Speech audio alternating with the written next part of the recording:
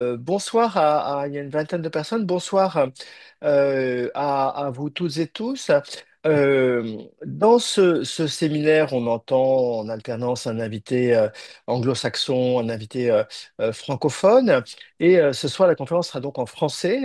Et nous allons écouter Raphaël Doran, qui est à la fois haut fonctionnaire et essayiste et penseur de l'IA, mais aussi expérimentateur puisqu'il a publié l'un des premiers, à peine ChatGPT venait de sortir, que déjà, si Rome n'avait pas chuté, une très très jolie tentative d'histoire contrefactuelle était parue et qui prenait un petit peu par avance, avec un certain génie de l'anticipation, le contre-pied de cette IA vérificationniste, cette IA délivrant des savoirs canoniques en montrant comment l'IA peut se situer à côté des discours comme une manière d'ouvrir les possibles. Cette IA comme possible, c'est quelque chose qu'on trouve dans le travail de Grégory Chatonsky, par exemple, qu'on expose au jeu de paume, mais c'est pas toujours quelque chose qui est très présent dans notre rapport avec l'intelligence artificielle. Et j'imagine que ça pourrait être un des thèmes de votre réflexion sur les rapports entre IA et connaissance, qui est une question autour de laquelle nous tournons beaucoup, puisque nous avons été conduits, travailler beaucoup avec des philosophes. Il y aura d'ailleurs au Collège de France, je l'annonce par avance, un grand colloque sur IA et savoir, vérité. euh, Excellent. Ouais, Très bien. j'aurai le plaisir d'y intervenir avec Philippe Hunnemann, notamment, était déjà passé dans ce séminaire. Et ce grand colloque sur les implications philosophiques de l'IA aura lieu les 27 et 28 mai. Donc, je me permets d'annoncer ça. Je vais vous donner la parole, Raphaël. Prenez vraiment le temps qui vous sera souhaitable. Très bien. On vous écoute vraiment avec grand plaisir. Merci beaucoup. D'abord, merci pour votre invitation et pour votre accueil à toutes et tous. Je suis très heureux d'être avec vous ce soir. L'idée, effectivement, est j'avais proposé ce thème de la connaissance à l'heure de l'IA générative parce que, bah, comme Alexandre vient de le dire, ça me paraît être un sujet intéressant et finalement pas si discuté que ça, euh, en tout cas pas sous certains aspects. Et donc, voilà, je voudrais commencer par un propos introductif et ensuite échanger avec vous, parce que ça m'intéressera d'avoir aussi vos retours et vos avis sur la question. Alors, la première question que je m'étais posée, euh, en commençant d'ailleurs à travailler sur ce livre, qui est donc effectivement une histoire alternative, une uchronie sur l'Antiquité, c'était de savoir si l'intelligence artificielle, et en particulier l'intelligence artificielle générative, puisque c'est surtout de ça dont on parle en ce moment, peut nous aider à connaître la vérité. Et la première réponse qui vient à l'esprit, évidemment, c'est sans doute non, puisque précisément, si cette intelligence artificielle est dite générative, c'est qu'elle génère du contenu au lieu de dire ce qui existe réellement. C'est le principe du génératif. Et en plus, on sait dans la manière dont fonctionnent ces modèles et dont ils sont entraînés, ils n'ont pas de connaissance, disons, de première main du monde réel. Ils sont entraînés sur des données textuelles, alors un peu images aussi maintenant, mais ils n'ont pas de connaissance du monde physique, par exemple, ils n'ont pas d'expérience vécue de la réalité. Et donc, à partir de là, si on ajoute en plus le fait que dans leur fonctionnement, il y a une part d'aléatoire, on peut se dire que c'est absolument vain d'imaginer qu'elles puissent nous dire ce qui est vrai, ce qui ne l'est pas. Et donc, ça donne le fameux problème qui a été appelé celui des hallucinations. Vous savez, quand un grand modèle de langage invente un fait qui n'existe pas parce qu'il s'efforce de produire un texte qui est probable. Si on demande à un ChatGPT ce qu'a mangé Napoléon le matin de la bataille de Waterloo, il va peut-être répondre une tarte aux pommes. C'est pas absurde, mais en fait, c'est sans doute pas le cas. Je sais pas d'ailleurs si on a vraiment le détail de la chose, mais en tout cas, je pense que ChatGPT donnerait une réponse qui n'est pas la bonne parce qu'il va essayer de trouver quelque chose de vraisemblable et non de vrai. En fait, c'est c'est justement cette distinction entre le vraisemblable et le vrai qui me paraît assez intéressante parce que c'est ce qui fait que les modèles de langage ont du mal à savoir qu'ils ignorent. Et il y a une citation de Descartes qui est assez intéressante là-dessus, où il parle des faux savants et où il écrit que s'ils veulent savoir parler de toute chose, ils y parviendront plus aisément en se contentant de la vraisemblance, qui peut être trouvée sans grande peine en toutes sortes de matières, qu'en cherchant la vérité, qu'il ne se découvre que peu à peu en quelques-unes, et qui, lorsqu'il est question de parler des autres, oblige à confesser franchement qu'on les ignore. Mm. Et ça m'a toujours amusé ce texte par rapport au LLM, au grand modèle de langage, parce que justement, eux, ils sont assez semblables aux faux savants de Descartes. Ils tombent dans ce qu'on pourrait appeler le péril de la vraisemblance, parce que justement, ils essayent toujours donc de trouver la vraisemblance qui peut être trouvée sans grande peine dans toutes sortes de matières, et ils ont du mal à confesser franchement qu'ils ignorent certaines vérités. C'est pas tout à fait vrai. Il y a des cas hein, où on arrive à avoir des LLM qui savent dire qu'ils ne savent pas sur certains cas. C'est assez intéressant, on pourra peut-être en reparler. Mais globalement, c'est quand même comme ça que ça fonctionne. Et, euh, et finalement, ça donne deux problèmes. C'est un, le problème des hallucinations, donc des faits incorrects. Et aussi, peut-être encore pire, parce qu'à la limite, les faits inexacts, on peut les corriger, les vérifier. Mais il y a aussi le problème que cette tendance à la vraisemblance fait que même les idées elles-mêmes, les opinions que peut émettre un grand modèle de langage, deviennent forcément banales, en tout cas à première vue. Mm. Le texte qui est vraisemblable, il court le risque d'être faux, il court aussi le risque d'être moyen, d'être banal, normal. Et alors, parfois, c'est un atout. Hein, quand on demande à un modèle de langage d'écrire un mail ou un communiqué de presse lambda, bon, bah, on attend justement qu'il écrive quelque chose de plutôt médiocre au sens propre du terme. Mais c'est plutôt un défaut, bien sûr, quand on veut essayer de lui faire générer des idées neuves, d'essayer même de rendre compte d'une idée originale. Par exemple, si vous prenez un papier avec une théorie très très originale, scientifique par exemple, vraiment radicalement différente de ce qui a été fait avant, et que vous lui demandez vous demandez à un LLM d'interpréter ce papier ou de le résumer, il va peut-être avoir un peu plus de mal à en tenir compte qu'un papier plus commun et plus courant. Donc il y a ces deux défauts, et puis même pour essayer de stimuler notre propre pensée, c'est pas toujours facile d'essayer d'avoir une machine qui nous pousse à faire de l'original. Et le problème, c'est que les progrès de la connaissance dans l'histoire des sciences et des idées viennent justement d'écart avec ce qui est communément admis. Oh, Galilée n'aurait pas été Galilée si c'était soumis aux connaissances moyennes de son temps en astronomie ou en physique, et s'il avait justement pris à chaque fois ce que disent les textes le plus couramment sur telle ou telle question. Et il faut cette capacité à sortir de la moyenne statistique pour avoir des idées nouvelles et peut-être se rapprocher de la vérité. Donc, il y a ces problèmes, disons, intrinsèques au grand modèle de langage par rapport à la connaissance et à la vérité. Et c'est pourquoi certains imaginent un monde ou une sorte de scénario où, à force de déléguer nos réflexions à des modèles de langage, la société, enfin l'humanité même, finirait par connaître une sorte d'effondrement de la connaissance. C'est un papier l'année dernière qui appelait ça le problème du knowledge collapse, c'est-à-dire la perte de véritable savoir qui serait noyé dans des résumés faits par IA, de plus en plus déformés, banalisés, médiocrisés par les machines, au point qu'on en arriverait soit à une régression scientifique, soit une stagnation, soit même une régression scientifique, parce qu'on perdrait littéralement de la connaissance à force de la faire retravailler, remixer par des IA. Alors, quand même assez sceptique sur la réalité de ce risque parce que on a quand même des manières aussi d'assurer la vérification des sources et des connaissances déjà établies. En tout cas pour l'aspect régression. Par contre, le risque de stagnation ou même de paresse intellectuelle me paraît un peu plus vrai. Et ça marche à tous les niveaux. C'est à la fois à l'école où évidemment les élèves n'ont pas forcément envie d'apprendre à écrire, par exemple, parce qu'ils vont se dire tout de suite qu'ils ont la possibilité de le faire avec une machine qui va beaucoup plus vite qu'eux et qui le fait très bien. Donc tout d'un coup, l'incitation à apprendre à écrire et par là à réfléchir par écrit devient beaucoup moins grande. Et même au niveau d'une organisation, d'une administration, d'une entreprise, si on s'appuie trop sur le traitement par IA générative d'une base de connaissances, on finit par perdre en expertise. En tout cas, c'est un risque.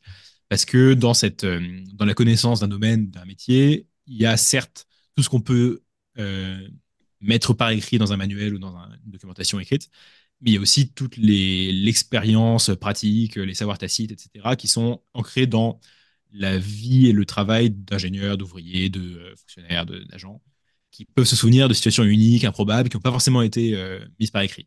Donc, il y a ce risque-là qui me paraît assez vrai. Donc, finalement, à la fois des risques intrinsèques au modèle et leurs conséquences dans la société ou pour les organisations.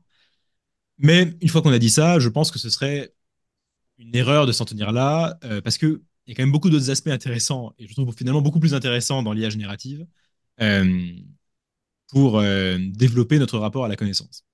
Parce que, d'abord, alors j'en avais parlé d'ailleurs dans l'émission Réplique dont vous parliez tout à l'heure, le fait qu'un texte écrit par IA ne soit pas vrai, c'est pas forcément un défaut en fait. C'est pas un défaut de l'IA en elle-même, c'est à la limite c'est plus un défaut de notre propre rapport au texte.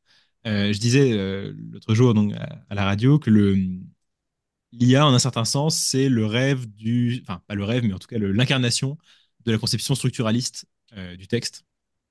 Parce que le structuralisme, en tout cas tel que Roland Barthes et Michel Foucault en particulier s'en étaient servis dans leur théorie du texte et de la littérature, avait justement eu l'idée que euh, en fait, un texte doit être séparé de ses origines, et notamment de ses origines humaines, megvalósi.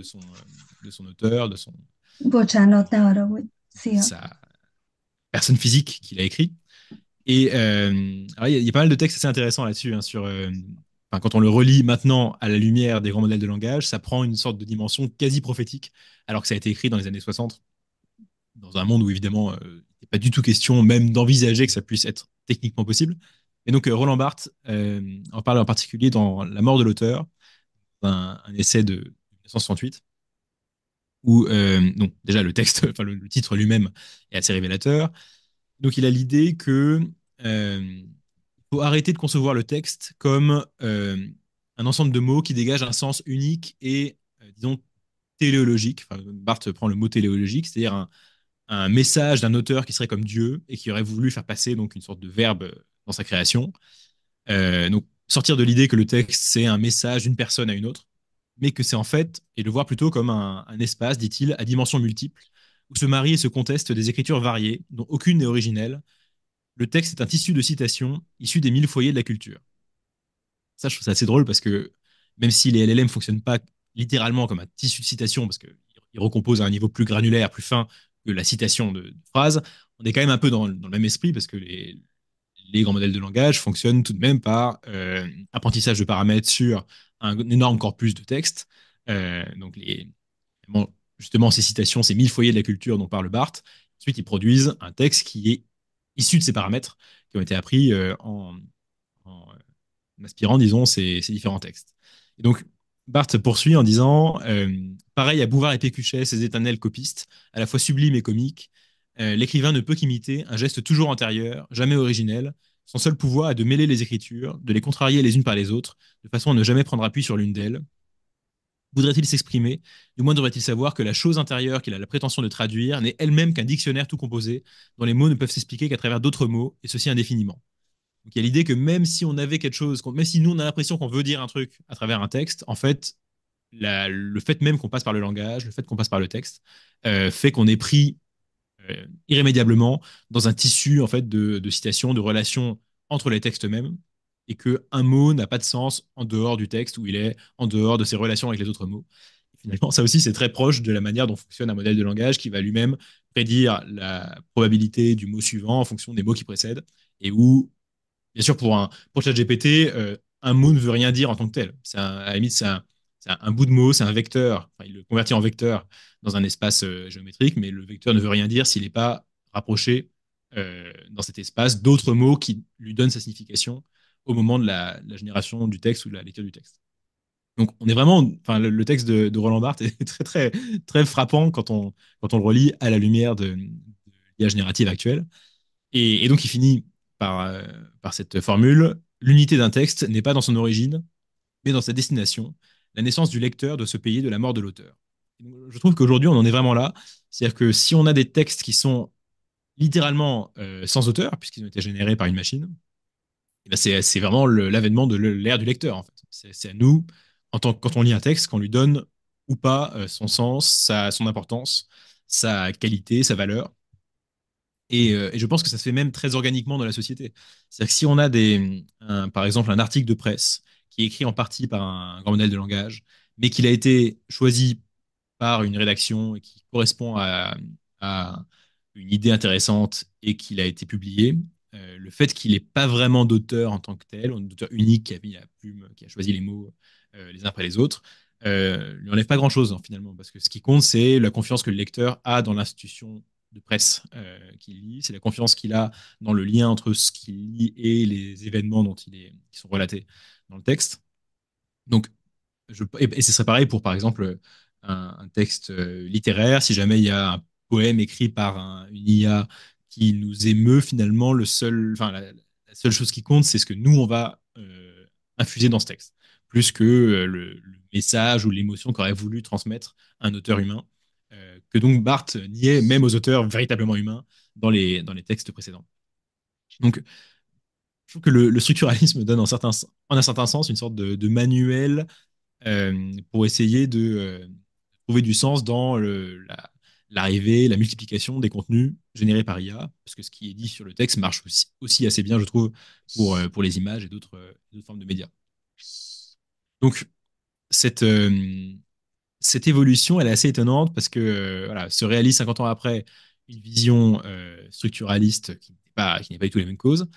Michel Foucault avait une autre euh, position, enfin une position assez similaire là-dessus, mais qui était plus politique que celle de Barthes, où il imaginait que la fonction auteur allait disparaître, pouvait disparaître, et que ce serait une opportunité pour que les discours circulent de manière plus libre. Enfin, cette idée chez Michel Foucault, dans un texte qui s'appelle Qu'est-ce qu'un auteur, où il considère que depuis le XVIIIe siècle, l'auteur a joué un rôle, il dit, de régulateur de la fiction, qu'il voit comme un rôle caractéristique de l'ère industrielle et bourgeoise, d'individualisme et de propriété privée. Et donc, en fait, en quelque sorte, l'auteur accapare la propriété d'un texte et donc son sens et le rôle peut jouer le texte au sein de la société. Et donc, ce que Foucault appelle de ses voeux, ce serait justement la disparition de cet auteur, en tout cas de cette fonction auteur, qui permettrait donc de diluer en quelque sorte la propriété d'un texte ou d'idée au sein de la société, ce qui lui paraît plus, euh, en un certain sens, plus libéral, en tout cas moins conforme à cette ère industrielle et bourgeoise. Alors ça c'est quelque chose qui est plus, enfin, où le lien avec l'IA aujourd'hui est plus discutable parce que justement, enfin, on attend un peu de voir quels seront les effets sociaux de la multiplication des textes sans auteur dans la société, de voir est-ce que ça aboutit précisément, par exemple, à la dilution des droits d'auteur et la propriété intellectuelle elle-même. C'est quelque chose qui est, parce que c'est la propriété intellectuelle, ça apparaît justement à la fin du XVIIIe siècle, euh, avec un réflexe effectivement de droit de propriété, forcément. Et peut-être qu'aujourd'hui, on va arriver dans les prochaines décennies à un monde où ça paraîtra de moins en moins logique, en tout cas de moins en moins évident qu'on doive protéger ce genre de droit. C'est une grande question aujourd'hui qui, je pense, n'est pas du tout tranchée, sur laquelle moi-même, j'ai pas d'avis définitif. Mais clairement, l'existence de l'IA remet en question cette, ce concept qui date d'il y a 2 siècles. À la fois parce qu'il y a des textes qui sont sans auteur, et puis aussi, bien sûr, parce qu'il y a l'entraînement des modèles qui se fait sur des textes d'auteurs qui peuvent être protégés par les droits d'auteur, et où la question de savoir si cette protection s'étend à l'entraînement d'un modèle d'IA sur le texte n'est pas du tout évidente. Enfin, ça n'a jamais été un crime, enfin, ça n'a jamais été illégal de s'inspirer du style de quelqu'un pour écrire soi-même.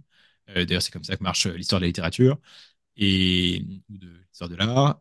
Mais là, maintenant, on a des machines qui peuvent voilà, s'inspirer d'un style de manière encore plus concrète que ne le faisait un auteur qui se contentait de lire et ensuite de reproduire ce qu'il avait ressenti ou ce qu'il avait aimé dans un style.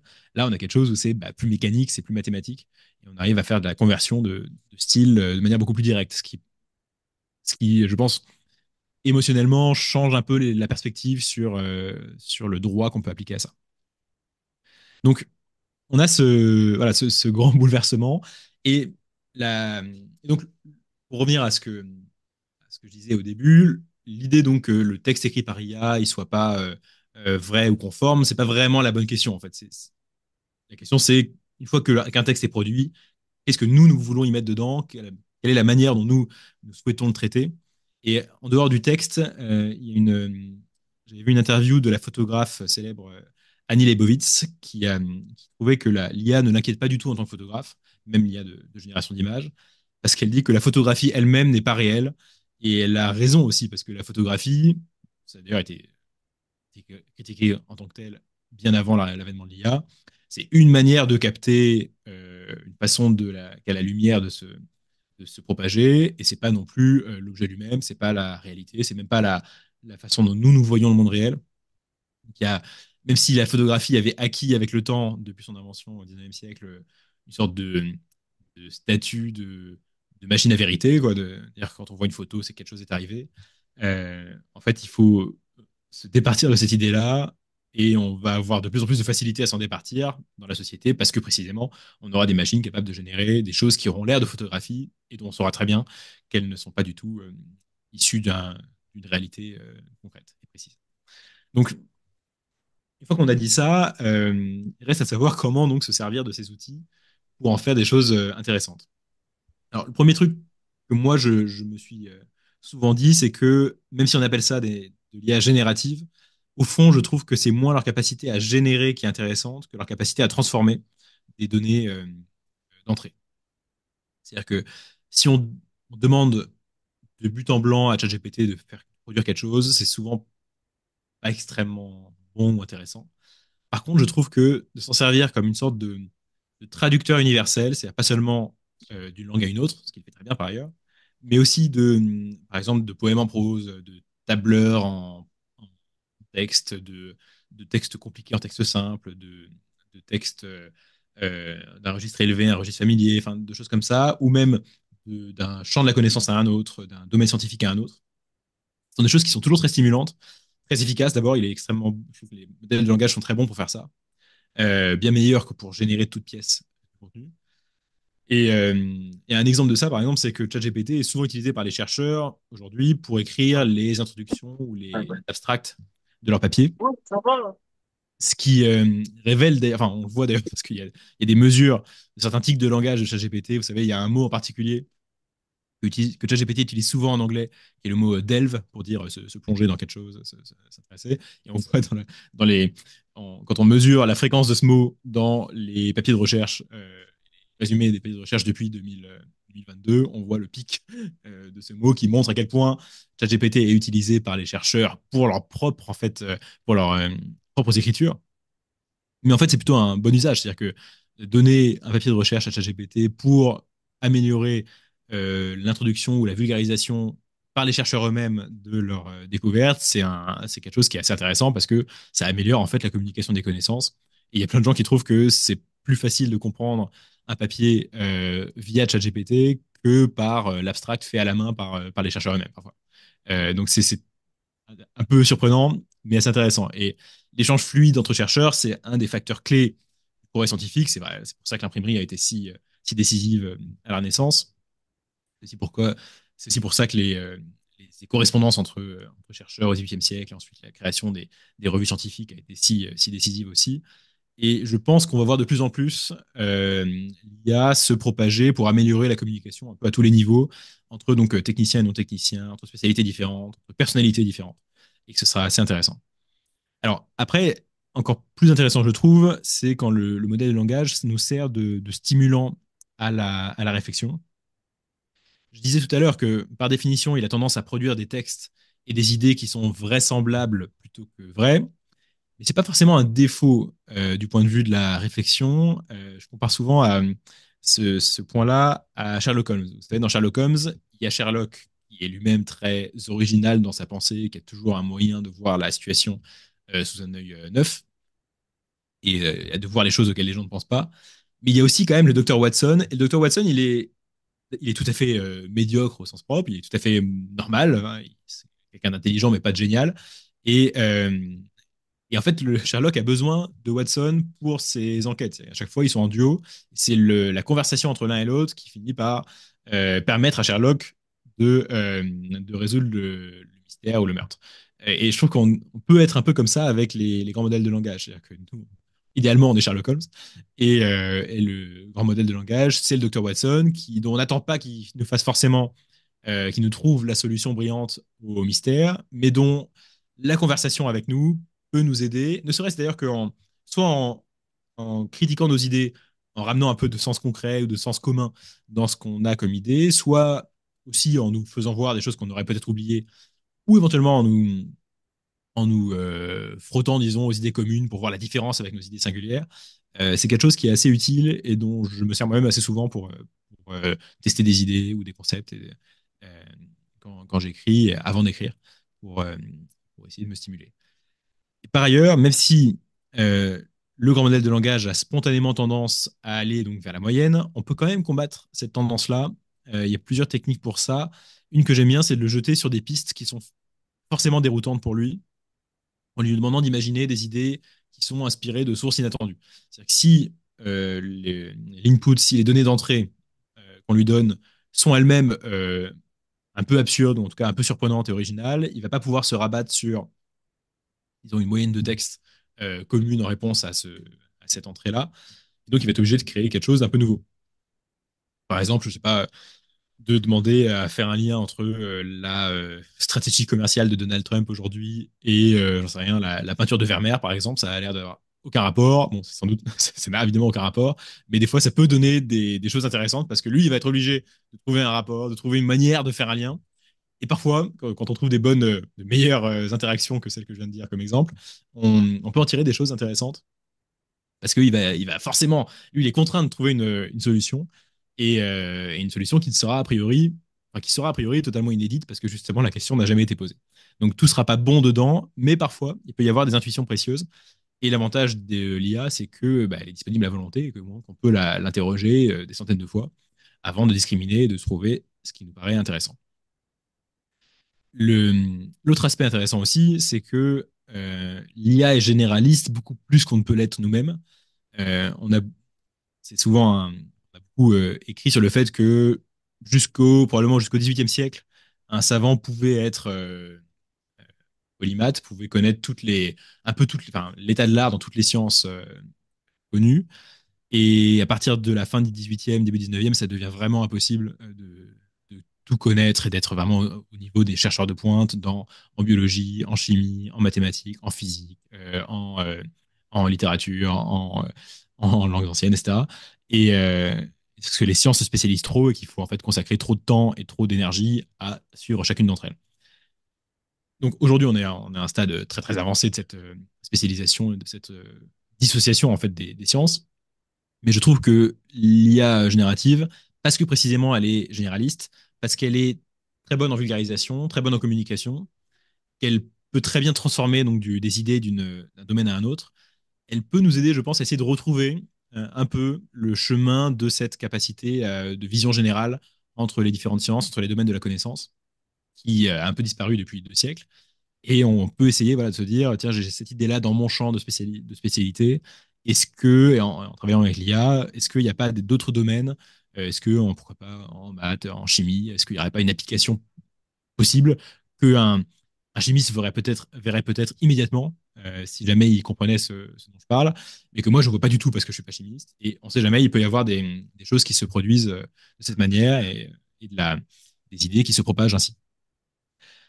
Alors, je voudrais, avant de terminer, évoquer aussi l'idée que, bien sûr, il y a l'hypothèse que de futurs modèles d'IA présenteront peut-être des capacités de raisonnement beaucoup plus poussées qu'aujourd'hui et qui permettront d'atteindre beaucoup mieux la vérité, la connaissance. Il y a eu des travaux récemment notamment chez Google pour faire de la recherche en médecine à partir de modèles de langage et qui se servent à la fois de, euh, de modèles de raisonnement. Vous savez que c'est la dernière architecture à la mode en ce moment, donc de faire entraîner des modèles spécialisés pour écrire toute leur chaîne de pensée et essayer d'améliorer leur capacité à raisonner sur un problème. Et aussi et donc de mélanger cette approche-là avec une approche, disons, de recherche tous azimuts, c'est-à-dire de faire tester plein d'hypothèses à l'IA et ensuite de donner les moyens de vérifier si l'hypothèse est conforme ou pas, enfin, est vérifiable ou pas, et de le faire tellement de fois qu'à la fin, un peu par sélection naturelle, on va peut-être trouver les bonnes idées qui s'en dégagent. Ça, c'est quelque chose qui, évidemment, est assez intéressant, qui donne déjà des résultats. On peut penser aussi que très directement, on aura de l'IA qui, de manière plus autonome qu'aujourd'hui, pourrait, en dépassant un peu le cadre du simple modèle de langage brut, en articulant les deux architectures, être moins sujette à tous les défauts que je mentionnais tout à l'heure. On verra peut-être donc des IA proposer des théories nouvelles, les mettre à l'épreuve, peut-être les prouver. Et on aurait alors évidemment une sorte de renaissance de la, de la découverte scientifique. C'est extraordinaire. Bon, on n'y est pas encore tout à fait pour l'instant. Ça reste quelque chose de prospectif.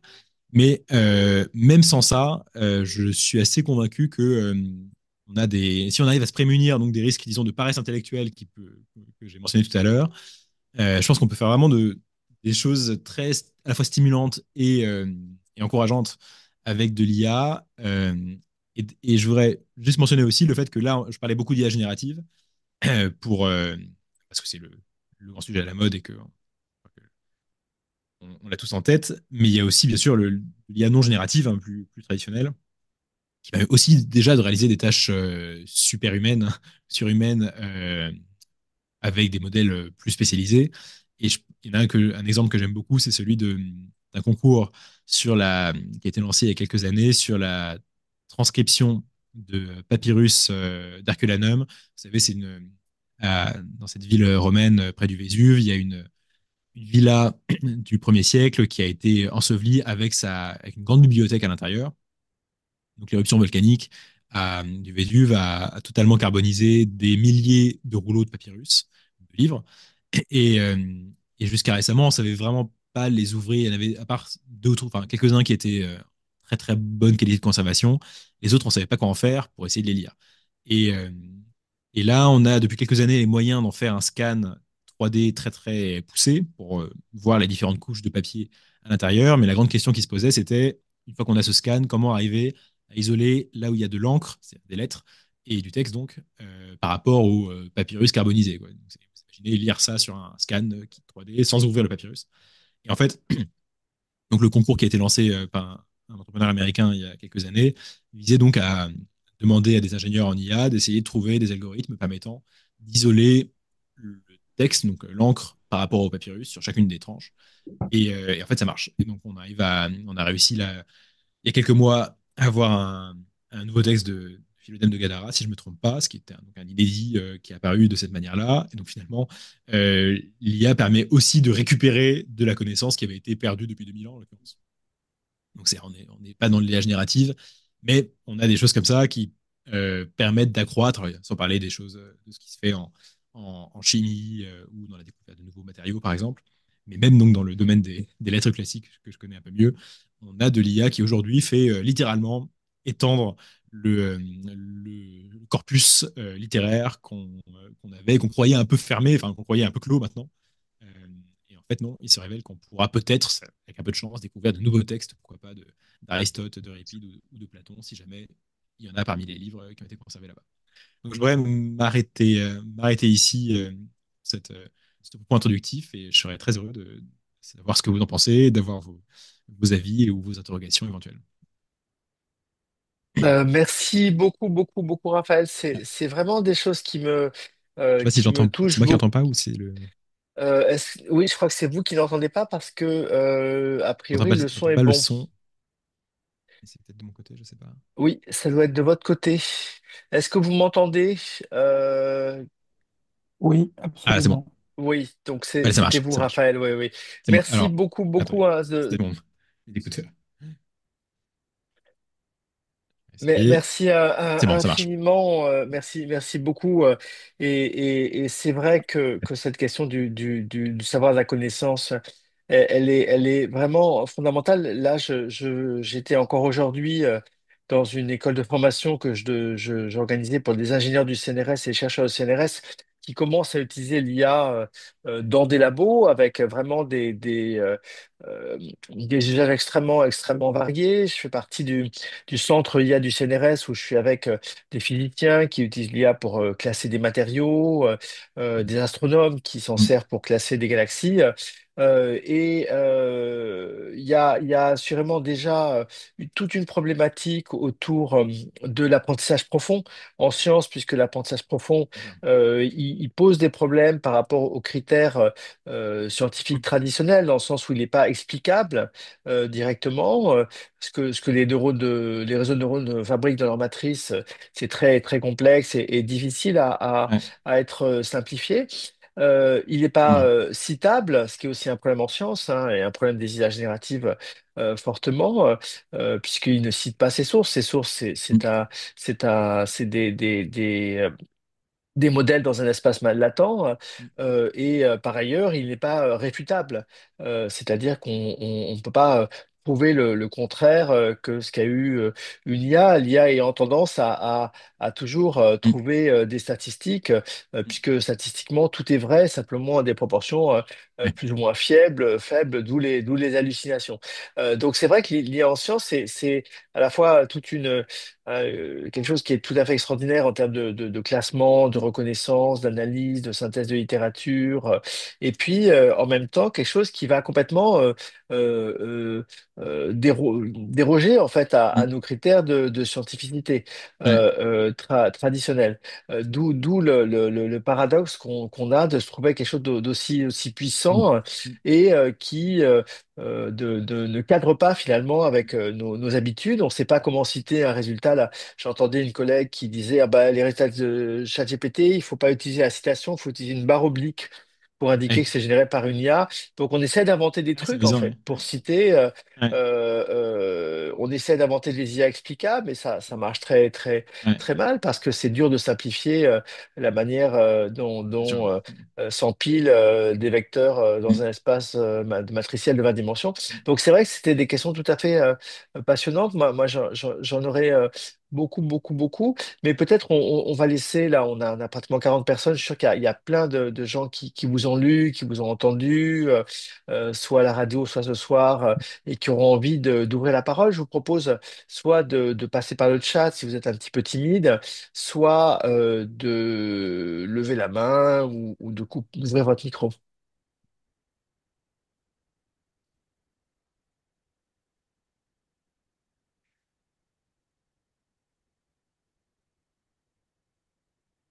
Est-ce qu'il y a des remarques, des questions? Je vois Maxime Derian, que les questions d'éthique du savoir intéressent beaucoup. Michael Sinatra, qui organise avec moi un colloque sur IA et humanité numérique, hein, comment on peut essayer de tenter des choses Ouais. en humanité numérique. Je crois que c'est des questions qui m'intéressent beaucoup. Je vois aussi une collègue Absolument. Trachy Dassault qui est présente aussi. Adrien Talent, qui a dirigé un numéro de la revue Esprit qui est paru il y a 15 jours sur l'IA et l'esprit, Excellent. dans lequel j'ai eu l'occasion de collaborer. Très Klaus bien. Speidel, qui à Vienne fait aussi un petit peu de l'épistémologie, de l'esthétique avec de l'IA. Donc voilà, je vous appelle, je vous nomme pour que voilà, Noémie voulait prendre la parole. Oui, voilà, merci Alexandre de m'avoir nommé, m'a convaincu. Moi, j'ai une question qui me tracasse depuis quelques jours quand je pense à cette articulation, à cet effet de l'IA sur la connaissance. Mm. Je me suis rendu compte que dans l'enseignement supérieur Mm. que j'ai eu la chance d'avoir, finalement, l'accès à la connaissance était vraiment adjointe à des méthodologies d'apprentissage. Mm. Et que ces méthodologies d'apprentissage et ce savoir, quand on le fait ensuite circuler socialement, eh bien, il y a la capacité d'analyse critique qui Mm. vient de se former tout de suite. Mm. Et du coup, c'est une question que je me pose en me demandant, les LLM nous donnant accès à un savoir peut-être du coup qui est disjoint Mm. de ces méthodologies d'apprentissage et donc de cette analyse critique. Mm. Qu'est-ce que ça va créer en Ouais. fait comme autre Mm. type de construction de connaissances au final? Ouais, je suis assez d'accord, c'est une grande question. Autant je pense que on a des modèles aujourd'hui qui sont suffisamment fiables sur des choses disons, relativement génériques pour par exemple servir aux primaires éventuellement, enfin sur certains sujets, sans faire trop de bêtises, quoi, sans dire trop de bêtises. Autant ça me paraîtrait invraisemblable si j'étais moi-même étudiant licence ou en master aujourd'hui, d'apprendre enfin, mes cours en demandant juste à ChatGPT, par exemple, de me dire ce qu'il faut penser ou ce qu'il faut savoir sur tel ou tel sujet. Euh, Parce que là, on touche quand même à un niveau de spécialisation qui est déjà plus, enfin, je pense, au-delà de la confiance minimale qu'on peut avoir dans ce que produit le modèle. Donc, je serais curieux de savoir justement, on parle beaucoup du fait de la triche à l'école, avec les devoirs maison, machin. Je ne sais pas trop ce qu'il en est d'ailleurs à l'université. Je ne sais pas comment les étudiants s'en servent. J'imagine qu'il y en a qui trichent aussi pour faire des devoirs, mais pour apprendre. Parce que par ailleurs, il y a plein de choses où ça peut être très bien. Par exemple, dans le domaine que je connais mieux en lettres classiques, il faut souvent lire des articles qui sont soit en italien, soit en grec moderne, soit en allemand, soit en anglais. Français. Alors l'idéal, c'est d'apprendre toutes les langues, mais pour un étudiant qui commence, il connaît pas forcément encore toute l'intégralité de ses langues suffisamment bien pour lire. C'est quand même super pratique de pouvoir traduire immédiatement et même parfois de pouvoir juste résumer un truc quand on a pas que, enfin, on n'a pas le temps forcément de lire absolument tout. Donc, à certaines doses, ça peut être très bien. Le risque étant, ce dont on parlait tout à l'heure, c'est-à-dire que faire ça pour absolument systématiquement, et en fait de jamais plus lire un seul article en entier, parce qu'effectivement, on perd l'approche méthodologique dont vous parliez. C'est-à-dire que dans un article, il n'y a pas que le résultat, il y a aussi le processus de réflexion qui est amené. Or, c'est aussi par imitation qu'on apprend, on apprend à agir. Donc, moi, je tendance à penser qu'il faut un peu forcer en tout cas les élèves à l'école et peut-être même les étudiants à l'université à pratiquer justement des exercices très très traditionnels en fait à côté sans forcément interdire d'ailleurs d'utiliser l'IA par ailleurs. Je pense que les deux sont compatibles. C'est juste qu'il faut que ce soit hermétique. C'est-à-dire qu'il y a vraiment deux temps. Un temps où on fait les choses à l'ancienne parce que c'est comme ça qu'on apprend à structurer une réflexion et un esprit critique. Et il y a un autre temps où, à la limite, on peut être un peu plus libre de la manière dont on cherche se, à se renseigner et à apprendre. Il y a un peu de bon sens aussi de la part des élèves et des étudiants de ne pas trouver le juste équilibre, je pense. Mm. Je laisse la place aux autres questions. Je vous laisse. Bonne soirée. Merci. Merci Merci beaucoup, beaucoup. Noémie. David Douillère, levez la main et ensuite Maxime.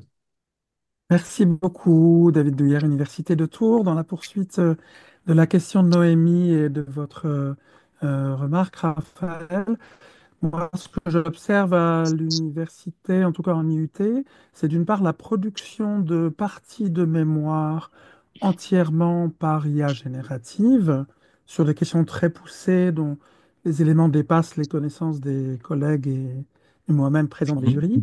Et puis par ailleurs, ce que je vois par ailleurs, ce sont donc des productions de projets collectifs, évidemment, avec ça et aussi des étudiantes et des étudiants qui, quand ils n'ont pas bien compris un point du cours, demandent à ChatGPT ou à une autre IA générative. Donc il s'agit bien d'apprentissage à la maison, où on Ouais, me redemande d'expliquer, par exemple ouais. c'est ça, euh, tel ou tel point. Mm. Moi, ça rejoint du coup une inquiétude que j'ai depuis quelque temps. C'est une question que je n'osais pas poser, mais est-ce qu'au fond, euh, OpenAI ou d'autres producteurs d'IA ne deviennent pas les nouvelles institutions du savoir? C'est-à-dire qu'à l'université, on a tendance à croire qu'on est une institution du savoir, mais c'est peut-être fini puisque ces IA peuvent représenter pour un certain nombre de personnes pas encore totalement formées Mm. un espace de savoir. Moi, j'ai le souvenir dans une enquête de terrain sur les questions de connaissances en entreprise, quelqu'un qui disait à propos d'un intranet imprimé, bon, il avait imprimé ça dans un classeur, mais c'était une base de connaissances. Il disait, j'ai le savoir qui est là. D'une certaine façon, les IA génératives peuvent être des sortes d'institutions imaginaires du savoir et voilà, l'université aura à faire autre chose. En tout cas, je pense que pas mal de labos américains se voient comme tels. Je crois que c'est Anthropic, c'est les auteurs de Claude, qui ont lancé il y a une semaine, je crois, un truc qu'ils appellent Claude for Education, qui est une version spécialisée pour servir de tuteur pédagogique de Claude. Et avec ça, ils ont annoncé que toutes les universités, enfin, certaines universités choisies auraient accès directement, enfin, tous les étudiants auraient accès à ce modèle de Claude directement.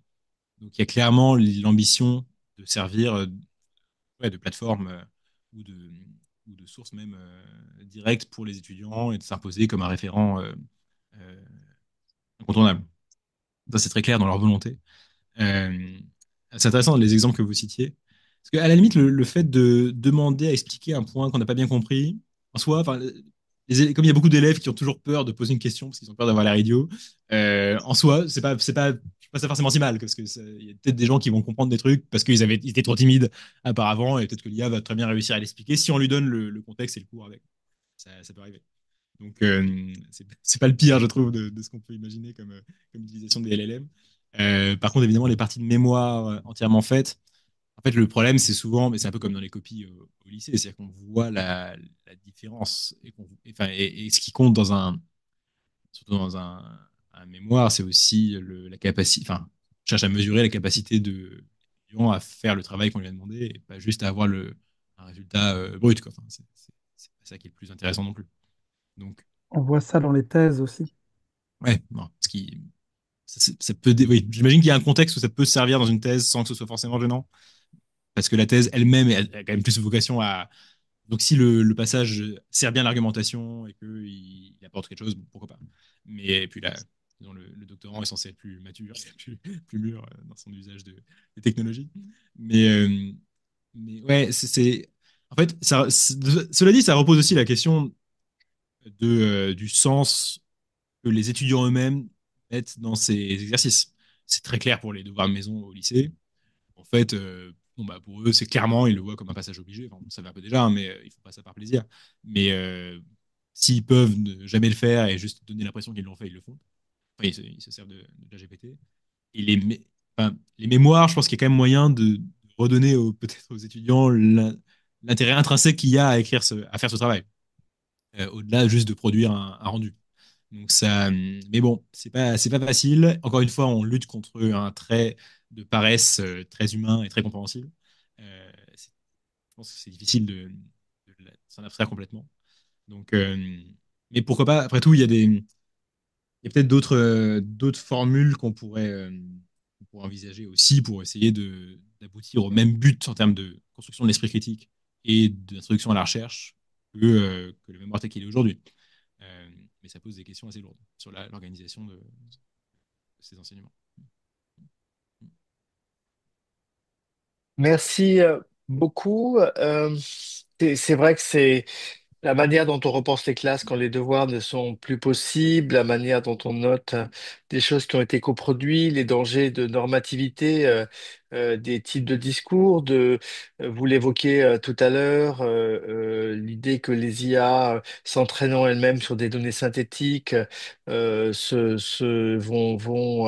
diminuer leur inventivité, la moyennisation finalement, sont vraiment des enjeux tout à fait variés et fondamentaux. Maxime, tu avais une question, je te donne la Ouais, parole. enfin, j'ai ouais, continuer la conversation, prolonger la conversation, puisque ça a déjà été beaucoup évoqué. Euh, en fait, je marche sur des œufs parce que là, c'est pas de dogmatisme, hein, c'est plus de l'observation. Je dirais que je distinguerais un petit peu l'IA générative de l'IA extractive. Ouais. Quand je dis IA extractive, c'est qu'on utilise le LLM non pas pour ce qu'il a intériorisé dans son entraînement et son Mm. fine-tuning, c'est-à-dire ce qu'il a un petit peu compacté dans son Ouais. algorithme, mais on utilise ses aptitudes à une forme de finesse à trouver des choses. Par exemple, si on met dans un système clos comme un RAG, c'est-à-dire un système un petit peu balisé, la Bible, et qu'on veut savoir le nombre d'occurrences qu'il y a le mot porte dans la Bible, Mm. on pourra encore vérifier avec Word, si on est patient, le nombre et si ça colle. Et Ouais. puis en fait, mais l'IA va être quand même nous aider à trouver les informations, par exemple, où la fois où on parle d'une porte et d'une sortie ou d'une entrée, etc., pour se rendre compte des choses qu'on aurait beaucoup de mal à avoir en travaillant sur la Bible pour savoir s'il y a D'accord. Mm. on rentre ou on sort. Bon, c'est un exemple. Donc dans ces cas-là, moi je trouve ça vraiment légitime pour que les étudiants l'utilisent. Mm. De la même manière, l'IA peut servir à vérifier. Donc c'est encore un peu l'extractive. Moi, j'aime bien Ouais. Perplexity pour savoir trouver des sources un petit peu Ouais. partout, y compris sur des sources peu connues comme des blogs peu utilisés mais pertinents. Donc là, on est dans vérifier les sources. Donc ça, c'est intéressant. Ensuite, là, ça a été abordé aussi le côté un petit peu infatigable de l'IA, qui est un Mm. peu, moi j'appelle ça une cage à hamster. On peut être comme un Ouais. hamster dans sa cage et Ouais. notamment quand on a une amoureuse virtuelle ou un amoureux virtuel, en fait, malheureusement, c'est de la fictophilie. Mais par contre, ce côté un petit peu inlassable de l'IA peut être utile pour réviser, mais toujours dans un corpus donné. Et là, c'est là où je marche encore plus sur des œufs. Parce que j'ai tendance à être super pragmatique, enfin plutôt pragmatique, et à me dire que oui, bah, enfin, quand même, les IA sont quand même bêtes comme leurs pieds, même si elles me donnent l'apparence, etc. Mais je côtoie des gens qui ont peur quand même. Et donc, par exemple, des gens comme Yoshua Bengio, qui est un des créateurs de l'IA, il en a peur, Stuart Russell, Max Tegmark, donc des gens de renom qui se disent oui, mais et là, récemment, j'en parlais avec Maxime Fournès de Posia, qui lui il me dit, mais attends, on est qu'en 2025, qu'est-ce qui va être en 2027? Et c'est là où moi, je pense, non, ça va quand même. Mais Ouais. j'écoute l'idée que les IA génératives peuvent devenir tellement performantes en tant que génération qu'on aura même plus l'envie de faire ces espèces d'échafaudages Mm. avec des rags, avec des machins Mm. pour essayer de les bloquer. Parce qu'on aura confiance en elles. Dans ces cas-là, cette surconfiance pourrait créer un espèce de glissement peu à peu où finalement, bah, comme l'a dit l'orateur juste précédent, ça devient une autorité. Une autorité de finalement, au lieu d'avoir un gage du vrai et du faux par une autorité extérieure à nous, on aurait tout inclus dans le LLM. Oh, de toute façon, il est tellement fort qu'il sait tout. Et ça, c'est un vrai risque parce qu'on risque de se faire mener en bateau. Mais ça, pour l'instant, on n'y est pas. Enfin, Ouais. moi, vous et nous. Mais certains jeunes, par contre, le sont déjà. Ils ne posent pas la question d'essayer de baliser l'extraction, ils vont juste demander à ChatGPT qui leur apprend des bêtises. Ouais, Je bien ne sais sûr. pas. Mais si, vous avez raison. Et bon, d'abord, effectivement, on ne peut pas savoir comment ça va évoluer dans les années à venir, ça se trouve, on sera surpris. Mais clairement, d'ailleurs, même le RAG lui-même va pouvoir être simplifié bientôt parce qu'on aura des modèles avec des fenêtres de contexte tellement énormes qu'en fait, on pourra faire rentrer littéralement tout le corpus qu'on veut directement dedans. Là, le dernier modèle de Meta, Llama 4, là, Behemoth. ouais, ils annoncent 10 millions, je crois, de tokens de fenêtres de Mm. contexte. Alors, après, bon, c'est pas non plus aussi efficace que sur une fenêtre plus petite. Enfin, ça, on se dirige aussi vers un monde comme ça où on peut faire rentrer des tonnes et des tonnes de livres dans un prompt. Donc, et clairement, je pense que la partie extractive, enfin, l'aspect extractif de ces modèles sera de plus en plus utilisé. Et il y a une autre chose d'ailleurs qui est plus basique encore, mais moi qui me paraît très très encourageante, c'est juste la recherche sémantique en fait.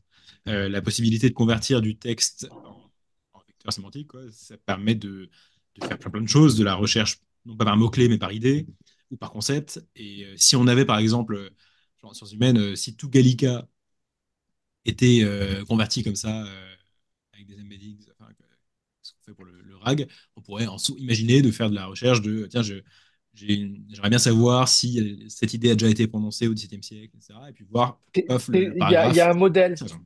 Ouais. Il y a un modèle fait par une société Pléias qui est entré sur tout Gallica Oui. et moi j'ai un projet là-dessus, Ah, c'est génial. un projet de RC si j'ai le courage et le temps de le déposer Mais le qui modèle vise Playas, il me semble que c'est précise. un LLM qui est lui-même entraîné sur Il est entraîné Corpus, c'est ça. sur tout Ouais, Gallica en fait. Ouais, ouais. ouais, ouais. C'est moi Ensuite idéalement, on ouais, peut le fine-tuner sur des ouais, zones ouais, culturelles, hein, donc on peut ensuite. Moi j'ai un projet RC, je ne veux pas le développer ici parce que c'est encore assez confidentiel, mais avec l'idée on pourrait effectivement faire entendre des contextes culturels ouais, directement. Ouais. ouais, c'est une super Et idée. j'interviens et après j'arrête, mais c'est géostratégiquement hyper important, Alexandre, parce que je ne sais pas si vous êtes au courant, mais l'Union européenne comme ils ont des accords avec, avec Amazon pour leurs serveurs, leurs accords ont fait que finalement c'est Anthropic qui a eu le droit d'accès à toutes les archives du Parlement européen pour entraîner justement Anthropic pour l'éducation. C'est-à-dire qu'en gros, l'Union européenne a cédé ces textes à valeur ajoutée très importante, qui sont toute la genèse de l'Union européenne et son fonctionnement actuel, à Anthropic, une entreprise américaine qui ensuite travaille son modèle et puis après nous le redonne, nous le revend. Donc Gallica, effectivement, ça c'est important qu'on ne le donne pas à des Sûr. autorités étrangères parce que Ouais. c'est quelque chose qui est vraiment très précieux. Mm, mm, absolument.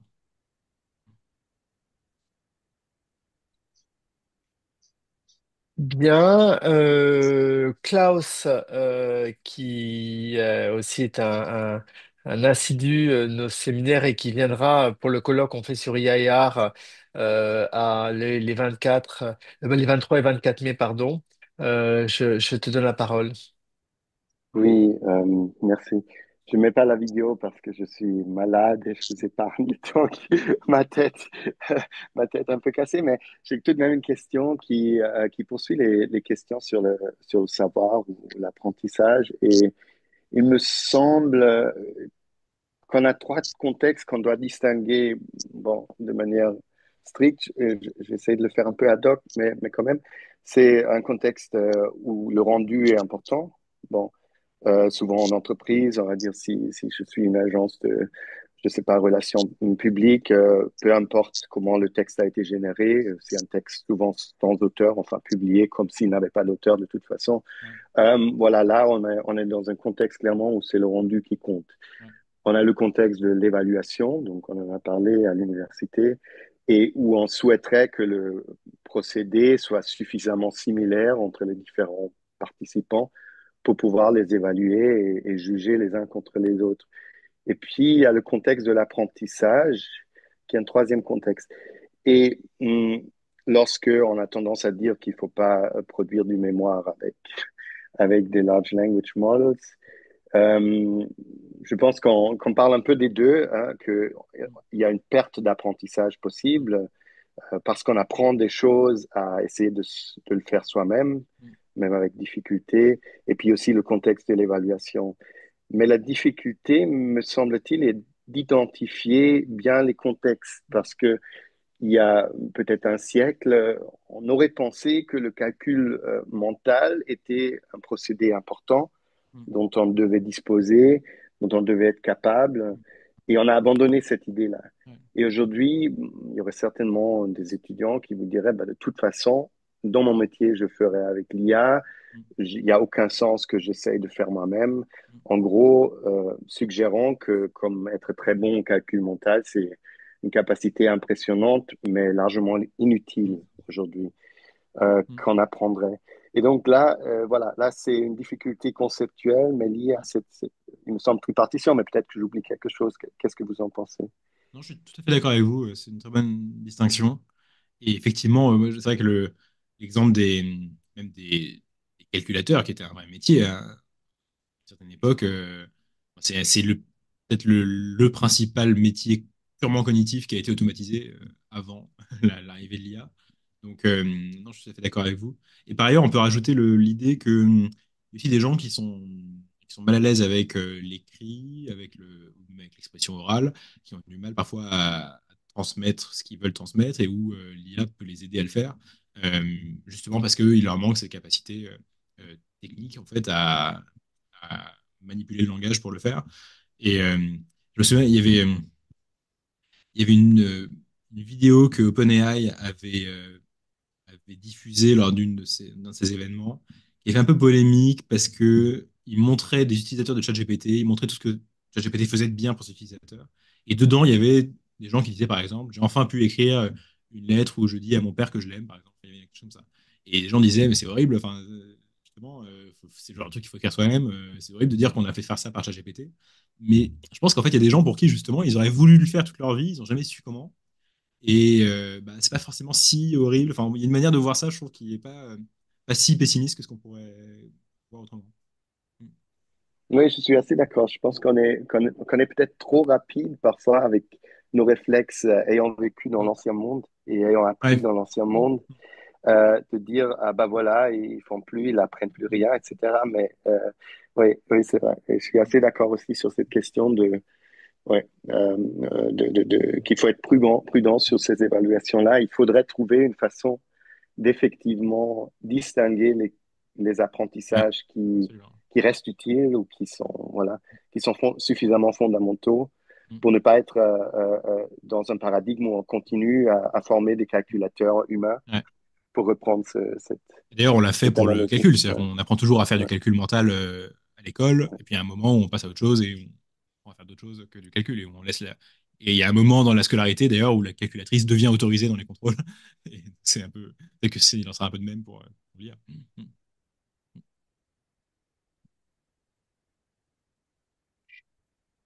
Est-ce qu'il y a d'autres questions? Je vous remercie de cette note un petit peu optimiste hein, sur la possibilité vraiment d'avoir des synergies et puis de se débarrasser d'un certain nombre de tâches de rédaction avec le risque de perdre Mm. quand même en perdant de la rédaction, en perdant quand même des capacités d'argumentation, de synthèse, de renversement dialectique, de critique, qui sont pas totalement anodines, hein, puisqu'en fait, dans notre capacité à manier le langage et la rhétorique se dépose la logique, en fait. Mm. Hein, c'est pas toujours facile à dissocier notre aptitude à construire une pensée et à la mettre en mots. Donc, est-ce qu'il n'y a pas effectivement un danger d'une paresse cognitive qui participerait de toutes les paresses cognitives liées aux objets technologiques modernes hein, que Michel Serres avait commencé à décrire avec le smartphone, mémoriel, l'orientation, etc. Mais est-ce que celle-là ne serait pas plus susceptible quand même d'atteindre des fondamentaux de l'apprentissage et peut-être par-delà des modes de fonctionnement de la démocratie en s'interrogeant, enfin, en bousculant un petit peu notre esprit critique naturel, en l'instrumentalisant. Est-ce qu'il n'y a pas un danger à externaliser ces aptitudes au raisonnement? Si, je pense. Enfin, il y a forcément un danger. La question, c'est dans quelle proportion. Et c'est dur de prévoir. Parce que, bon, sans revenir à l'écriture ou à la critique que Platon fait de l'écriture, parce il y avait un peu le même genre de, de, de balance entre les risques et les avantages. Mais là, oui, oui, c'est sûr. Moi-même, des fois, je sens le réflexe quand il y a le moindre petit problème intellectuel qui se pose et je me dis, tiens, je pourrais le faire pas de ChatGPT. Et en fait, même en termes au-delà de l'apprentissage, et juste en termes d'entraînement, enfin de pratique continue, on peut même un peu se laisser aller à une pente dommageable. Donc, je sais pas, j'ai du mal à voir euh, quel est l'effet final que ça aura. Je vois bien le risque que les gens voilà, délèguent plein de tâches à l'IA, c'est sûr, et donc pratiquent moins leur capacité de raisonnement à la fois pendant leur éducation et pendant leur vie. Et je sais, mais j'ai du mal à évaluer ce que ça aura comme impact ensuite sur leur capacité résiduelle à réfléchir. Donc je reste encore, je suis pour mon jugement sur cette question-là. Ouais, pas de pessimisme en tout cas, forcément. Pas par principe, disons. D'accord. Euh, Est-ce qu'il y a encore des questions? J'avais Euh, noté une question de Michael Eberle Sinatra qui est à oui, l'aéroport qui dans devait le chat. prendre un avion, oui, notre collègue canadien, oui. Ah oui, sur l'anglophonie, c'est ça? Voilà, ouais, Sur la langue, ouais. ouais. Oui, bah, clairement. Alors, je pense pas d'ailleurs que ce soit. Peut-être que vous aurez de meilleurs avis que moi là-dessus, mais j'ai l'impression que c'est. Le problème, c'est que une grande partie des corpus de texte sont majoritairement anglophones, indépendamment même de la volonté des développeurs. Enfin, qui- donc, c'est pas évident. En fait, disons que ça demande un travail supplémentaire et pas si facile d'aller dégager du texte nouveau dans d'autres langues que l'anglais, parce que simplement, l'anglais est plus facilement accessible dans les corpus de données. Donc, il y a disons, ce phénomène de base, ce qui à la limite devrait nous inciter à essayer justement d'encourager à la production enfin, plutôt à l'identification de gisements de données en français ou dans d'autres langues. Et c'est vrai que ce qui est drôle, c'est que ça se voit dans les tics de langage de ChatGPT en français, qui utilise par exemple beaucoup plus de participes présents qu'il ne devrait, ce qui je pense est un anglicisme, enfin une forme d'anglicisme, parce qu'il emploie la forme ing en fait en français, ce qu'il ne devrait souvent pas faire. Et c'est pas forcément grammaticalement incorrect, mais on sent que c'est un peu bizarre. Enfin, et donc, enfin, il y a des choses comme ça où c'est un peu frustrant de se dire que oui, on a un modèle dont on sent que il est meilleur dans une autre langue qu'il ne l'est dans la nôtre.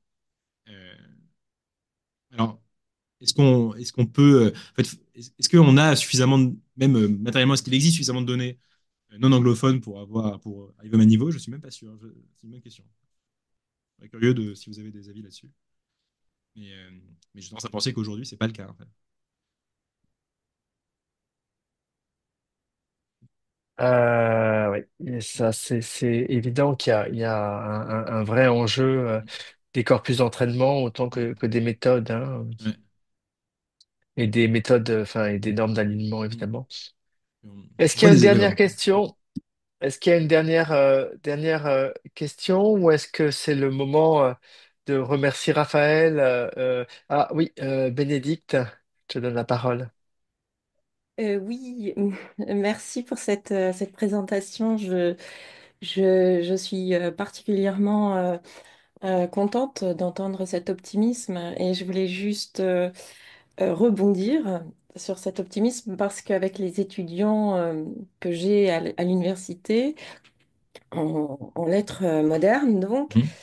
j'utilise l'IA comme un outil. Je leur autorise, en fait, y compris en évaluation, Ouais. l'utilisation de l'IA. C'est la première année que j'ai autorisé l'IA et c'est un exercice de dissertation, de commentaires très classique et je leur ai proposé ce type d'utilisation plus d'un point de vue stratégique en fait, avec des critères à la clé d'évaluation qui étaient développer ces stratégies critiques. Et si on présente l'IA comme effectivement une pensée synthétique qui est assez grossière et qui ne rentre pas dans les détails, ça les oblige à lire les œuvres, les romans, les Ouais, œuvres qu'on met au programme pour pouvoir trouver des exemples précis, ouais, contredire ou en fait trouver d'autres stratégies critiques que celles que propose l'IA et mm, se démarquer en fait de la pensée collective et commune. mm, Et ça a très bien marché. J'ai été ouais, très contente de cette mm, expérience parce que c'était beaucoup plus intéressant mm, de lire des copies qui utilisaient l'IA, et je le conçois aussi, comme mm, le dernier orateur l'a dit, l'IA comme une calculatrice, hein. mm, Et en fait, ils vont beaucoup plus vite mm. à trouver des stratégies discursives qui me semblent plus intéressantes dans les copies que s'ils étaient face à eux-mêmes. Voilà, Ouais, c'était c'est juste. très intéressant et je suis tout à fait d'accord avec vous. Je pense qu'en fait, on rejoint aussi d'ailleurs des exercices un peu anciens, mais il fut un temps où on avait en composition française des choses, on devait faire des pastiches de Racine, de Corneille, et en fait, faire un pastiche, c'est un super exercice. Alors, c'est pas évidemment, on ne sert pas d'un autre outil comme l'IA pour le faire, mais il y a, enfin, je sais pas, je faisais le lien parce que dans les deux cas, il s'agit d'extérioriser, enfin, de voir comme de manière très objective, ok, le travail d'écriture, c'est ça, et on le regarde un peu de l'extérieur avec une sorte de précision chirurgicale, et on essaye de le critiquer, de voir ce qu'on peut changer comme mot, etc. Et, je trouve qu'on peut faire un peu la même chose en se servant de l'IA, voilà, comme une sorte de non pas seulement d'outils, donc, mais comme objet en fait de réflexion et de travail. Et je pense que c'est très malin et que c'est amusant à faire et intéressant. D'ailleurs, moi, enfin, l'objet même de mon livre, c'était un peu c'est le même principe, hein, c'était de pouvoir, enfin, de faire générer des choses et ensuite de les critiquer, de les commenter. Donc, Oui, oui, et même d'accord. développer des stratégies de recherche, parce que Oui, c'est aussi absolument. aller à la pêche à l'erreur. Je leur Mm. avais montré un poème de Rimbaud, Le Dormeur du Val, et l'IA Ouais. avait mis un vers qui n'était pas exact. Ah ouais. Et c'était plutôt très drôle Ouais, absolument. d'utiliser Ouais. comme contre-exemple, en fait. Oui. Tout à fait. Très bonne idée. Merci, merci bien. Merci à vous. Mm. Merci beaucoup. Eh bien, je crois qu'on va vous libérer, Raphaël, et remercier, hein. Il y avait beaucoup de monde ce soir. C'est l'avant-dernière séance de ce séminaire. J'en profite donc pour vous rappeler donc l'ouverture de cette grande exposition vendredi au musée du Jeu de Paume, le colloque que j'organise au musée du Jeu de Paume sur IA et art, dont le programme sera bientôt disponible, un très riche programme sur 2 jours qui aura lieu donc les 23 et 24, hein, le vendredi 23 et le samedi 24 matin. Il sera suivi le 24 au soir et le 25 dimanche de deux après-midi de débats extrêmement nourris au Centre Pompidou avec la présence du DIA, des artistes de l'exposition. Tout ça devrait être très très riche. J'en profite aussi toujours pour vous signaler que le lendemain, le 26, on aura la dernière séance, le 26 mai, la dernière séance euh, du séminaire avec une intervention à 17h30 de Jim Gabarret qui s'intitule L'émergence d'un nouvel art génératif. Toujours dans les annonces, si vous voulez retrouver une partie de nos réflexions en tant que curateur de l'exposition Jeux de Paume, le catalogue bilingue avec de très longs textes de réflexion d'Antonio Sobani et de moi-même vient de paraître aux éditions Jean Boîte Éditions.